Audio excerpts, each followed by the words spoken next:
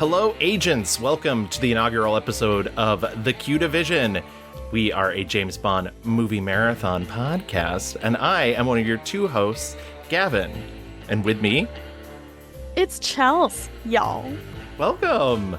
So I just wanted to do an intro episode. I've noticed that on the Glitterjaw Podcast Network, which is a queer podcast collective that we are a very proud part of, there's a lot of introduction episodes, and I enjoyed this concept because I'd never really done one of these for a show that I've hosted before. Usually it's just a jump right in, full force, attack right away. And this one, I thought it'd be nice to sort of explain what we're doing here and why we're here. So I'm going to begin by introducing myself. My name is Gavin. I co-host a podcast called The Mixed Reviews with my good friend Louie. I am an editor by trade in the film and television oeuvre, I guess you would say. I also do a lot of internet videos, but no one wants to hear that. And I've been a huge, lifelong James Bond fan, but also with the knowledge that these books and movies are incredibly problematic. And I find it fascinating, the dichotomy that we can build in our brains of loving something that clearly is very personal to us, but also has a lot of things that make me feel icky and make me feel not included or just generally kind of weary of. Chels, why don't you tell people a little bit about yourself? I am Chels. I also do video editing, audio editing, and in a past life was an academic educator of all kinds of media. And now I just say, find me on Twitter watching soap operas and reality television, which I think really relates to the idea of you can see the problems in something you love, because I think if you watch any sort of media, you kind of just have to reckon with that in your own personal way.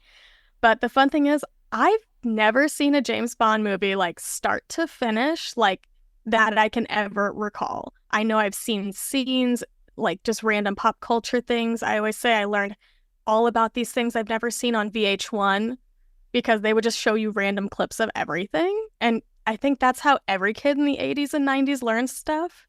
So yeah, I'm really excited. I did play the 007 Nintendo 64 game long time ago. Was not any good, but I'm really excited to watch all these movies, or as I call them, all the hot people, because I do love hot people. I do watch soap operas. I mean, come on. Yeah, I mean, well, first of all, I don't know how you could have possibly existed in the 90s without playing GoldenEye. I had friends who had never seen a James Bond movie, much like yourself, who were very into the video game. Mm-hmm. And also, same boat. I've never been very good at GoldenEye. Slappers only, though. The Slappers only version, where there's no guns, I'm amazing, I gotta say. Oh my goodness. You just like brought a deep core memory back on the Slappers version. Just completely forgot about. Then you said it, and I'm like, it just like awakened something in me. Just wandering around as Grace Jones, slapping people left and right. Oh yeah, that's actually a documentary. That's her real life. Actually, yeah. If you Google Grace Jones slapping, I'm sure someone has put together a montage of that, and they should be honored. Oh, absolutely. Every single person struck by Grace Jones should be honored too, nonetheless. Know that you've been blessed. Thank you so much for doing this with me. I came up with this concept. I actually came up with this concept many months ago, and I'd been letting it rattle around in my brain for a long time. And I thought, does the world need another James Bond podcast? I'm sure there's so many. And then I thought, it'd be fun to like kind of come at them from a different angle. And listen, I don't want to say that this podcast is going to be completely serious and dry, but there are moments where we're going to talk about some things that are slightly uncomfortable, I'm sure, because these movies are aged. And it's worth talking about the way life has changed and the way morality has changed and the way society has changed. One of the funniest things I think I ever got on one of the TikToks that I put out for the Mixed Reviews was about the movie Overboard. And Louie and I were talking about how problematic this movie is. And somebody commented, oh, you can't judge a movie from an older time period on today's morality. And I was like, that's absolutely what you do with art. Like, it's not like art magically disappears a week after it's put out. Like, we would just get rid of every song that we heard a month after we listened to it if we couldn't talk about the ways that, it changes over time. And so I thought James Bond itself is kind of ripe for that, because it does come from a very specific time and place, and yet is this massively long running series and has seemingly will out the time, being able to mold itself into different things and being able to basically make itself fit both the time periods it's in, and also kind of, and not a lot of people talk about this, biting the trends that are happening and seeing what's going on in media and being like, I can do that. Yeah, like, again, I'm a big fan of classic films. Just like, I mean, I look at any classic film now and I'm like, man, I wish they could be just filmed like this again. Everything is beautiful. The trashiest film from like 80 years ago is a piece of art now. And what I love about going back is like you do see like the morals of the time, but also how people are pushing the envelope a little bit, and also how we're not very far away from those morals now. Like I always say, y'all, things like even 5 years ago, they're not that different. So I like to go back and see what else going on, what were people doing, and also what are people still doing. Yeah, and that's the other sort of shocking thing about this is for every step forward, there's always something very rooted in the past, especially when you come at, something like James Bond. As a soap opera fan, you can definitely appreciate this. Soap operas began so long ago, and a lot of the tropes, and I say this as somebody who has also seen many, many soap operas. I can tell you all about The Young and the Restless, One Life to Live, All My Children. We will be talking about that after. That's the after show. Exactly. Some General Hospital, like mostly, funny enough, Finola Hughes' character, who is a spy. So Anna Devane, love her. Still a hot girl. Oh my God, still so hot. What is she doing? Is she like, is there a She's fountain on somewhere? General Hospital because I just picked that one up. But as you're saying, no, a lot of the soap opera stuff, like if you look at the 80s and soap operas in particular, like those were influenced by James Bond and spy films, because I watched Bo and Hope and I'm like, oh, I know that this is influenced by James Bond and adventure. Luke and Laura and Anna and oh gosh, who was it? Like Robert Scorpio. They were all doing these James Bond adventures. We're going to get this crazy diamond or something. Or like Elizabeth Taylor is there as like the villain of everything. And I'm like, no, this is very James Bond espionage is what they're doing and bringing it to daytime. So everything is connected. Her web connects us all. I wasn't expecting us to go this route, but you're absolutely right. And the funny thing is, especially bringing up like Luke and Laura, right? So Luke and Laura, my mom still talks about them like they were the greatest love story of all time. And trigger warning, their story, this is a General Hospital storyline for those who don't know, their story literally begins with Luke raping Laura. Mm-hmm. And yet it's something that the show is still reckoning with right now because Laura's on the show, but Luke's not anymore. Oh, interesting. Yes, see, because of the kids and the grandkids and everything. Yeah. Has the, and this is a complete sidebar, has the actor that played Luke passed away, or? He hasn't passed away, but he did retire like, I want to say like 7 or so years ago. It's been almost like 10 years, but like he was done. He won like almost a dozen Emmys and stuff. Like he's older now. He just wants to rest. Yeah, I remember the 90s and it being a big like Luke and Laura love fest, and my mom always going like, yeah, the way they began was so horrific. So it is, and it's like that's happened in so many different storylines, but you also see it in classic film, and I'm assuming it's probably gonna pop up similarly in this. Like it happened in Indiana Jones. Like if you think about that too much, you're like, ew. Yeah, I will say this.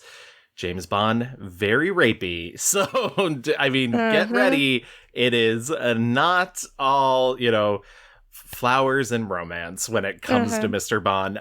Though I will say, in an interesting turn of events, the movies are actually... and listen, he's said some very problematic stuff in the books, but I think the like woman hitting, sort of more misogynist James Bond that's in pop culture is more reflexive of the film Bond than it is of the novel Bond. I do want to take a little bit to talk about Ian Fleming and the James Bond books real quick. Ian Fleming was a British man. He worked in naval intelligence in World War II. I think a lot of people sort of misnomer assume that he was a secret agent himself. He was not, according to most sources, though, who doesn't want to run around telling people that they were. He did craft several espionage plots that were deemed too expensive by the British government. Some of them did later end up in James Bond novels. But he did spend the war basically in an office, typing documents, coming up with plans, and he was friends with many of what could be considered spies. And he always saw them as these very elegant, very solitary figures. He once said, too, that what could be more exciting for people than a man against an entire police force or a man against an entire army? People like to read about heroes. Espionage is regarded by the majority of the public as a very romantic affair. One-man job, one man against the whole police force or an army. And that's really how he saw James Bond. I also think it's not possible to really talk about James Bond without talking about colonial roots. James Bond gets his start in novels after the war. Ian Fleming kind of becomes depressed. He starts working for the Sunday Times. He's a journalist, and he hates his job from all accounts that I've read. And he eventually decides to move to Jamaica, which at the time was a British colony, and start writing these books himself. And so James Bond sort of has this background in colonialism. I do think that the James Bond stuff, there's definitely some colonial thought processes going on there. And I think people still think about it even to this day. Jeffrey Wright, who would later play Felix Leiter in the most recent James Bond films, even said in 2021, "I love James Bond, but I've always had a very healthy skepticism of British colonialism and imperialism. If you think about these things critically, you understand the limitations of what that perspective is. I think I was able to do that as a kid." And I think that's sort of, something that when these books were coming out in the 50s and 60s wasn't really thought of by the readers as much as it is nowadays, because that is much more in the popular culture than it was at the time. There are 14 James Bond books. That is 12 novels and 2 short story collections. And actually, starting last year in 2023, some of the publishing companies that have the rights to them have decided to edit out some of the more racist materials. I mean, and some of these are pretty dark. The Felix Leiter's character, who I just mentioned, Jeffrey Wright plays in Live and Let Die, says the N-word quite a bit. And that's also the name of chapter 5. Yeah, it's some dark stuff in the novels, but as I said, for all intents and purposes, Ian Fleming was never hurt or not by these changes, because Chels and I are both Americans. These changes had already been made in America. In 1954, the company that produced the books, Macmillan, headed by Al Hart, Al Hart said that he felt the use of the N-word in the novel was egregious and should be changed. And he also cut a line where Leader casually refers to New York as, quote, the jungle. And then when Live and Let Die was first published in America, Americans didn't know. We didn't know that they'd already been pre-edited for that. But he was interviewed later about these changes, and in Andrew Lycett's 1995 biography, Ian Fleming, it was said that Fleming had no problem with Hart's changes to the books and generally deferred to the American editors. And honestly, I think that's capitalism at its best, baby. That's like, he knows where his money's being made.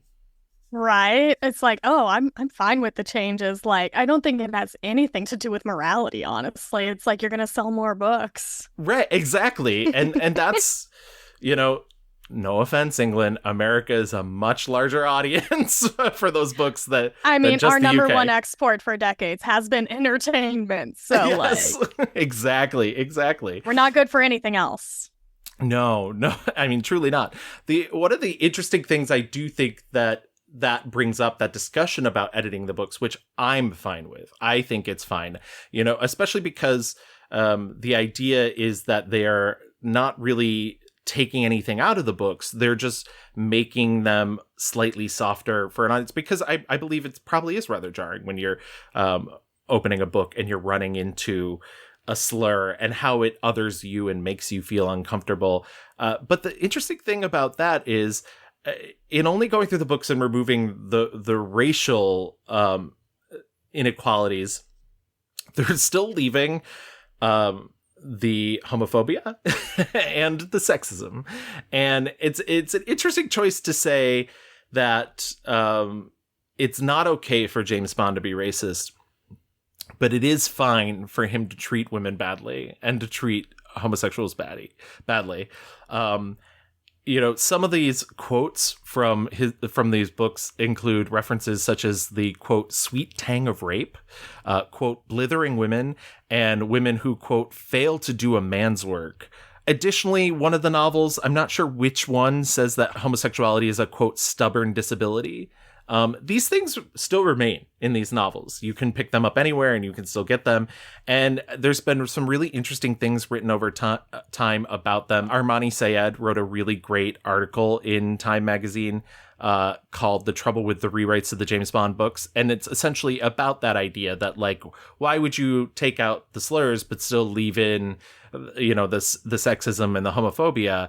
And there's also a great article from the BBC by Clementine Ford called Are Bond Girls Sexist? And this came out in 2015, around the time that they'd cast Monica Bellucci as a more age-appropriate Bond woman. And this article also points out that that's what they were attempting to do, is get rid of the idea of the Bond girl, which is very popular, and we're definitely going to talk about them as they come along. As Chels mentioned, the beautiful people in the James Bond films, that, the Bond girls have finally hit the mainstream where they should just be considered Bond women. They play such an equal role in the James Bond movies.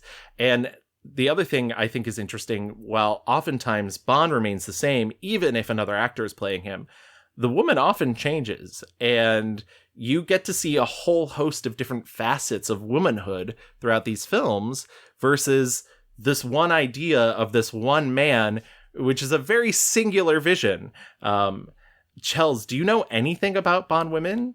Goodness, I know some of the actresses who have been Bond women, and I know that, like, no offense to people who love this, I know most of the time they're more objects than characters or people, but, like, I mean, we're getting to the idea of, like, these books in general were written at a time when it was illegal to be gay in England, and women weren't really people. We're still technically not people in a lot of parts of the world, and gay people are still persecuted. So, like, I feel like I'm just so accepting of, like, yeah, that's just how it was. And, like, I'm a cynic and be like, yeah, good luck trying to get anything to change.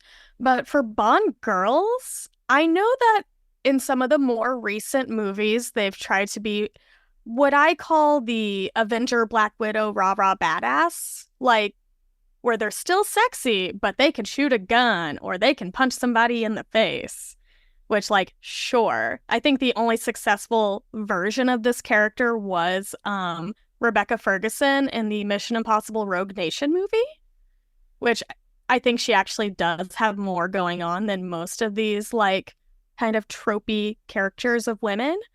So that's where I'm coming from this. I'm like, okay, let's figure out which one of these are people and which ones are, like, whatever. I love that you bring up Mission Impossible, which I was going to be like, hey, if we get through these 25, 26 episodes, however many episodes we decide to make this, maybe we should do the Mission Impossible films. And we should. I've watched all of them out of order, not even sure if I've seen all of them. I know they've played in the background. I love those stupid movies, and I can tell that they are so James Bondy. Me too. As if that would be a surprise to you. Yeah.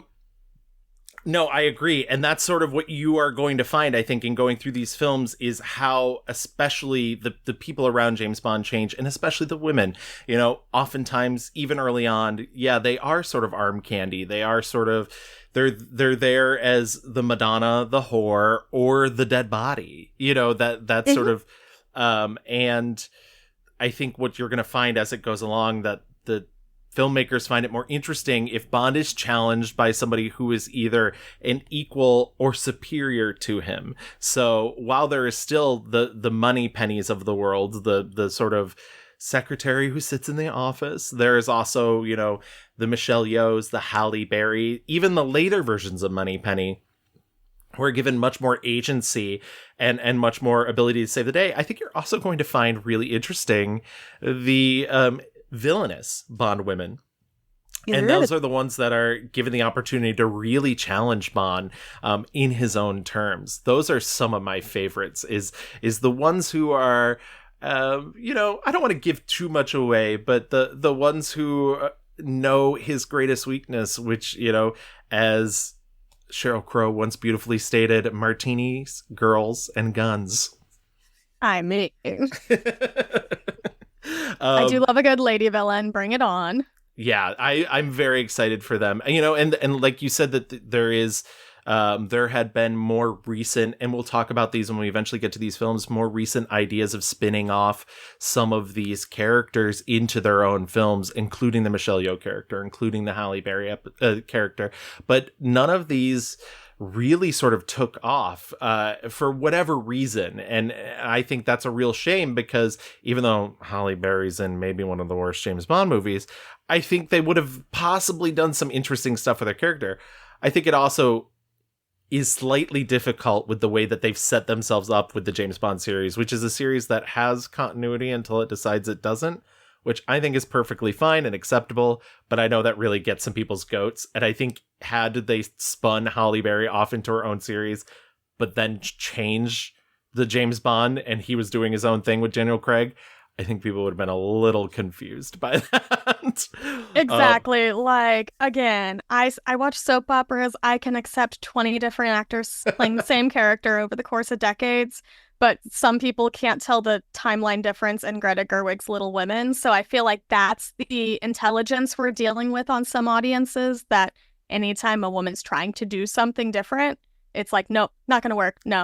We've seen it with Star Wars. We've seen it with, like, insert Ghostbusters, whatever. Like, yeah. Good luck trying to get a woman. Women don't make movies or money, Gavin. We both know this. I would love, in a complete sidebar, I would love for them to hire a woman to direct a James Bond film. I think it'd be a very different beast. I mean, like, there are so many directors who could do it, but, like, they can't even agree on a new James Bond coming up soon. They're probably just going to do some boring white guy again. Oh my God. Should I even get through this in the first episode? If they pick what's his face now Aaron Taylor Johnson, yes, the guy if they pick him, that will be my last James Bond movie. I just can't. He's not a good actor, and I've never seen him act well in anything that I've watched, but you know, that's my own personal cross to bear, I guess. No, I get it. I agree. Like, if he was the lead, I'm probably not going to watch that. Like, sorry to this podcast. I will be sick that day. I will find you a replacement. It's okay. It's okay. I will be sick that day. Both hosts will be off. The last thing I wanted to talk about the books, at least, before we, you know, because once again, this podcast is actually about the films, but I do think you can't talk about James Bond without talking about the books, at least, the source material, is actually the early queer origins of it. Now, Ian Fleming did write these books on his own, but, you know, when you sell a book, you have to get somebody to believe that it's going to sell.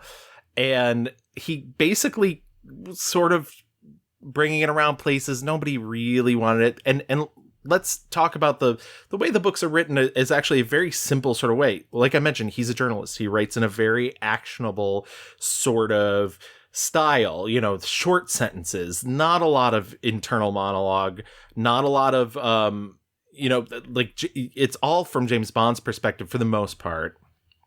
The Spy Who Loved Me is actually written from a women's perspective. Thanks, Ian. And though I do love that movie. Of course, at that time, it was a monochrome world, a rather drab world. The war was only just over. The country was absolutely flat. It was both bankrupt and whacked and tired. And anything that gave colour or excitement and exoticism to life was enormously welcome. So it's interesting to know that his style was very readable and yet for some reason not the most sellable to people. I think possibly because of the violence and maybe the sexism and whatnot. He was really inspired by the sort of Dashiell Hammett's detective novels. And I would say that James Bond really read like that. They read much more like that sort of quick pace mystery actioner, but not necessarily the lavish sort of. They don't have the pacing of the movies. They're actually much leaner, I would say, is sort of. But he eventually does find a company that's willing to do it, and that company is Faber and Faber, and their chief reader and literary advisor, William Plomer. William Plomer was a homosexual. It is unknown whether he was, quote, out at the time in the way that we consider it, but he was openly gay amongst his friends and people who knew him. And he did have a relationship with men, and he was an author himself, and he wrote novels about gay people. And he took over as the editor of the James Bond novels, starting with the first and then moving on to many more, because in his brain he's like, these are gonna sell, this is very clear that these are gonna sell. But from what I've heard and what I've read, and feel free to correct me if I'm wrong if you want to write into us, he's also the one that sort of made Bond fussier. He is the one who would put in Bond liked his clothes this way, and these are the style of the things that he liked, and this is what he liked to drink. His editor was gay, and there's a weird kind of pull in the books between Bond being this very hard, blunt instrument and his kind of interest in things like the type of cotton that his shirts are made of, how he likes his eggs done, this sort of slight kind of fussy maiden aunt type of approach to things. And a lot of that actually came from William Plumer himself, who would write the stuff in for him. There's a very amusing note here. As for the love scene, I really do think one can be too crude at times, and I don't think it's desirable. Far be it from me to write it for you, but there are points at which indecency occurs. Which is, fancy writing that to the creator of James Bond. These notes are actually very extensive from the editor, but Fleming was happy about that. He was more than happy to get people who he considered to be experts to help him and give advice. Gavin, is James Bond the first metrosexual? Absolutely. That's exactly what I'm getting at. And it's so funny because I think Bond himself represents so much masculinity to certain people. And to think that the things that make him Bond, the things that people remember, how he likes his drink, what he likes to wear, what he likes to drive, for all intents and purposes, maybe were more influenced by a gay man than they were a straight man. I mean, straights are always stealing queer culture, so this just makes sense. This tracks so hard as you were saying this. I do want to mention that Ian Fleming remains friends with Plomer, to my knowledge, for his entire life. And he even goes on to dedicate the novel Goldfinger to Plomer, which I think it shows how strong their friendship was. Plomer did occasionally push back on Fleming about, some of the sex goes too far, some of the violence goes too far. And Fleming, in his defense, not about the sex stuff, because, but the violence, Fleming is we live in a different world. We live in a post-Nazi world. We live in a very violent world. And perhaps, there's something to be said about reading these things of violence that makes people realize that we cannot be coddled in the same way that we used to be. Because if he's a journalist in post-World War II, that world where he's probably one of the people who did have more access to the atrocities, I think he's going to be a little more prone to violence than most people. Absolutely. I know when Casino Royale, the novel, came out, there's a very famous scene, which you will see in the much later film version. Not the first Casino Royale we're going to cover. Nope. There's a torture scene in which Le Chiffre actually beats Bond's testicles with a carpet beating device. And Eee. yeah, exactly. And the British censors thought it went too far. And Ian Fleming was just like, hey, like, there's a lot of people doing a lot worse out there in the world than this. So yeah, I just wanted to bring up Plomer's name because I think it's hard to remove his hand from James Bond because this is even before it goes into the film realm and whatnot. And like I said, we're going to be getting into the film realm as the show goes on. Also, both Chels and I are part of the LGBTQIA2+ community. We are both queer identifying. Queer theory exists in this world as a way to like explain sort of the nature of sexuality and gender-based normativity. It really comes into play because people have decided that there's like only two genders and there's only one, that heterosexuality is the normative sexuality.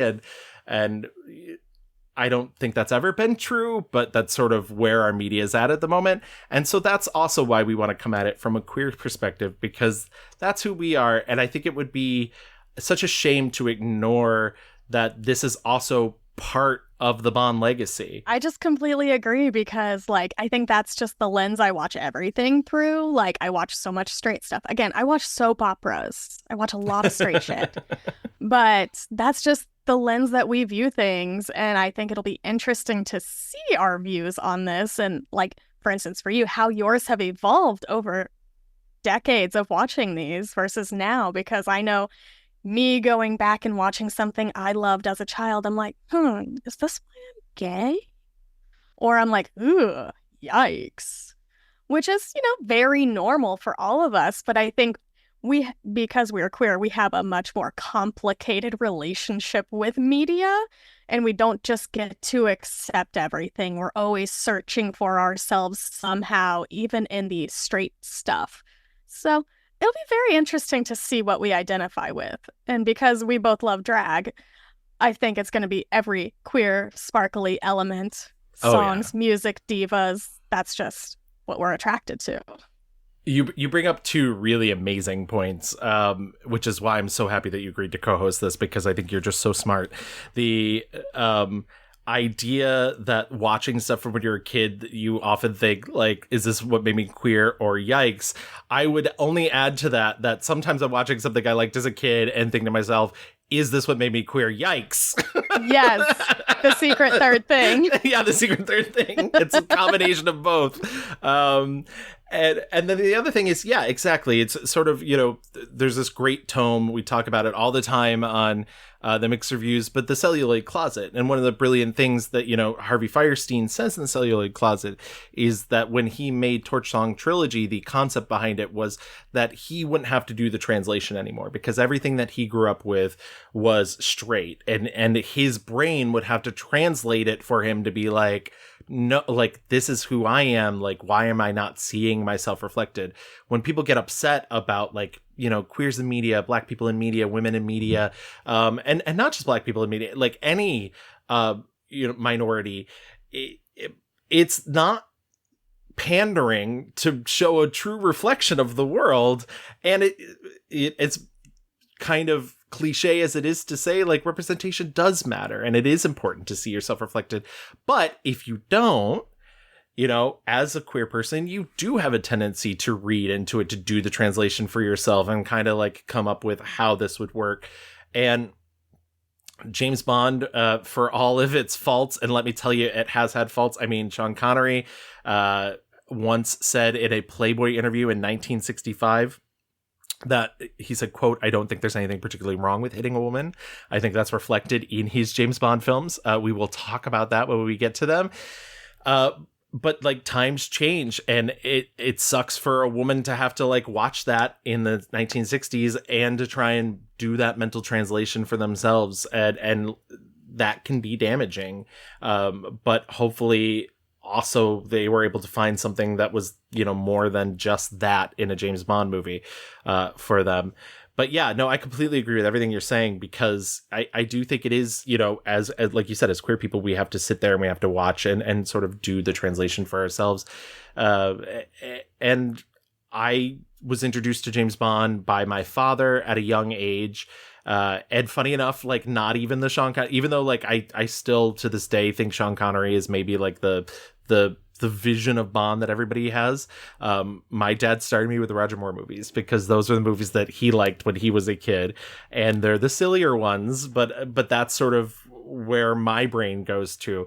And so it is interesting for me, even though I do think some of the ones prior to Moore are better in terms of just movies. Like I hold a space for the silly campy Bond that I think that a lot of people don't necessarily, because people want that hard-boiled detective, globe hopping Sean Connery. I mean, you came to the right person because I am so pro silly. Not only soap operas, I have so much Godzilla stuff around me. People could see. Oh, but yes, I love silly stuff. So I feel like I'm going to love those movies. I do want to give a shout out, by the way, to, but there is going to be some real distasteful Orientalism and whatnot, too. That it's just Godzilla reminded me. Very mentally braced myself. I've watched other movies from the 80s and whatnot.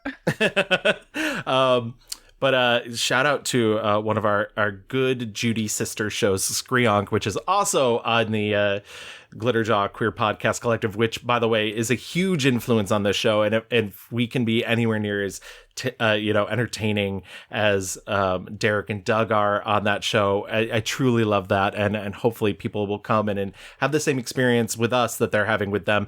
And in this situation, you are the Doug, because Doug had not seen any of the Godzilla movies going in. And so, I'm really excited for you to get to experience that.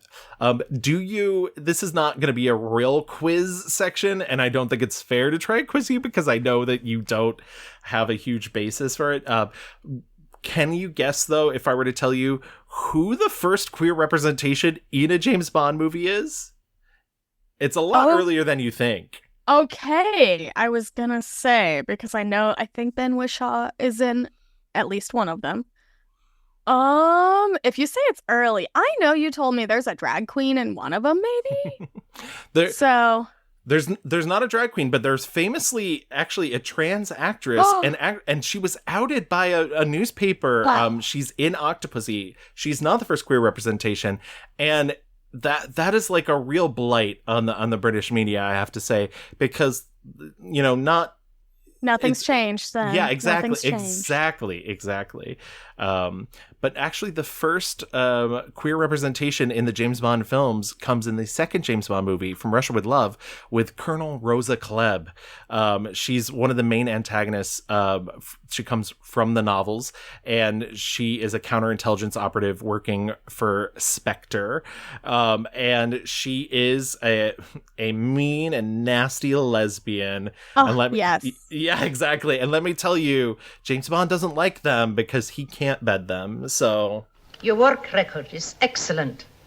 The state is proud of you. Thank you, Comrade Colonel. Take off your jacket. Turn around. You're a fine-looking girl. Sit down. Oh, be gay, do crime. Yeah. The great thing is, too, I think you're going to actually really love her. I love her quite a bit. She's played by Lottie Lenya. Love Lottie Lenya. We'll talk about her more probably when we get to that episode.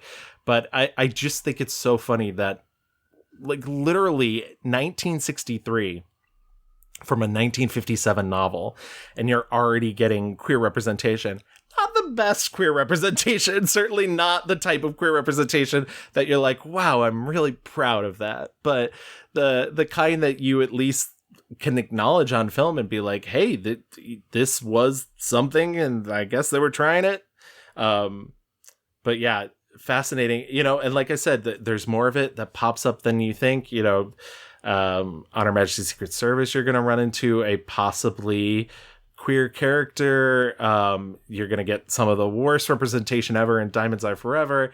The list goes on. And so like, I'm really excited for you to get there. I'm really excited for you to meet the Bond women too as well, though, because I think you're really going to love some of them. I'm so excited just because like I know some of them by name. I know a bunch of the actresses who are in these. Like, again, I think we would both die for Michelle Yeoh just like for funsies. Yeah. So I just gotta like, that'll be my own personal ranking of like who I love the most and who I want to be the most. And usually that's the same thing.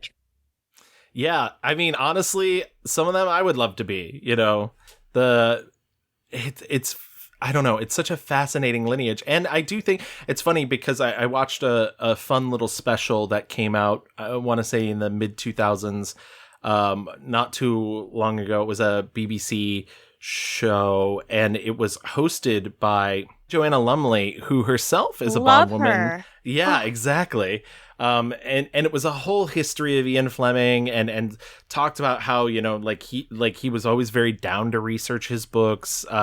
He would go to like jewelers to find out how much diamonds weighed and like what, you know, like what made them so special and gold and whatnot. And anything that he couldn't fill in from his own imagination, he felt he had to research. And that's one of the other things that people enjoy about the books is they are so well researched in matters that most people don't know about. And you know, let's face it, most people aren't going to be in situations where they're holding gold bars, you know, not us, of course. Of course not. We're just rolling in it. But one of the things that Joanna Lumley talked about was that like because she's in On Her Majesty's Secret Service, she is a Bond woman, and Bond women are thought of kind of as meek and mild or victims and whatnot. But yet every woman who has been in a James Bond movie who gets to be part of this club really cherishes the idea that they were part of something that is huge and massive in terms of history. And I think that's a really fascinating idea that it's like, you know, one, it's maybe not the representation, sort of goes back to the Rosa Klebb thing, maybe not the representation you want, but it's the idea that it is the representation that you exist in and then can talk about afterwards and talk about how, you know, that things have changed over time. And there's a whole host of genuinely brilliant, you know, we've mentioned a lot of the more modern ones, Léa Seydoux, but even all the way back to Ursula Andress, the first Bond woman. I think there's an amazing lineage. Honor Blackman as Pussy Galore. Oof. We get to talk about names too, let me tell you. I was about to say, people used to have good names. Oh.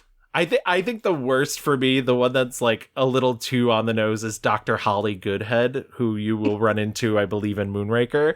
And I was like, we're not even trying there. I was gonna say, you could be a little more clever. The what's the Austin Powers one? The best one, a lot of vagina. So yeah, sometimes it hits that realm, and you're just like, it feels like that, man. It feels like that. Bless. But yeah, I think this is sort of a perfect place to cap off our very first episode. I'm very excited to do this. We are going to be back in a month talking about actually the very first Casino Royale, the very first representation of Bond on screen, which is not what a lot of people think about. Though I think if you're a James Bond fan, you do sort of know about this version of Casino Royale. We will be back talking in our very first episode about Casino Royale, the 1954 TV episode of the TV show Climax, which is the very first representation of James Bond on screen. Let me tell you, it's a very different. I'm excited for you to watch it, Chels, because honestly, I love old movies and I love old things. I have never been able to sit down and watch this all the way through without getting a little bored. Oh, I fully expect to get bored. I love watching old TV like 50s, 60s, 70s, but also sometimes those dramas were a little dry. You could tell they were still figuring out how TVs worked and just how to do storytelling in that manner. So this should be interesting, to say the least. I think it's going to be a lot of fun. And let me tell you, there's a lot of good Peter Lorre's in it. Barry Nelson is the original James Bond, which I don't know how you're going to feel about that.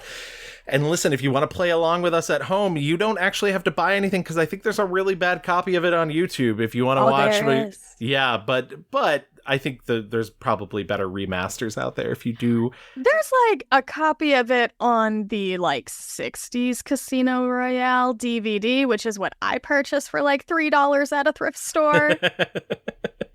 Well, I'm very excited for you to watch it. Also, I'm glad you're all here. Hopefully you enjoyed listening to this episode. We're going to have lots of guests over the months as well, too. We're going to bring in film critics, other editors, which, by the way, I love the fact that you're also an editor. This is a show hosted by 2 editors, and some of the best James Bond movies were directed by editors. And you're going to find that out pretty quickly. That makes sense. Some of my favorite directors were also editors, so this just tracks. So thank you so much, everybody, for listening. If you want to listen to more episodes of this, you can find us anywhere. We're on Apple Podcasts, Spotify, and all of those good places. If you could drop by Apple Podcasts, leave us a 5-star rating, write us a little review if you enjoyed the show. We can always read it on the show. You know, it's fun. It's our show. We can do whatever we want. Yeah. And if you want to email us with a longer suggestion, you can always find us at qdivisionpod@gmail.com. We're also on Instagram at the Q Division, and Twitter, because I'm never going to call it X. So I refuse to acknowledge what that is. It's Twitter. Yeah, absolutely. So anyways, agents, until next month, I hope we've left you shaken and stirred.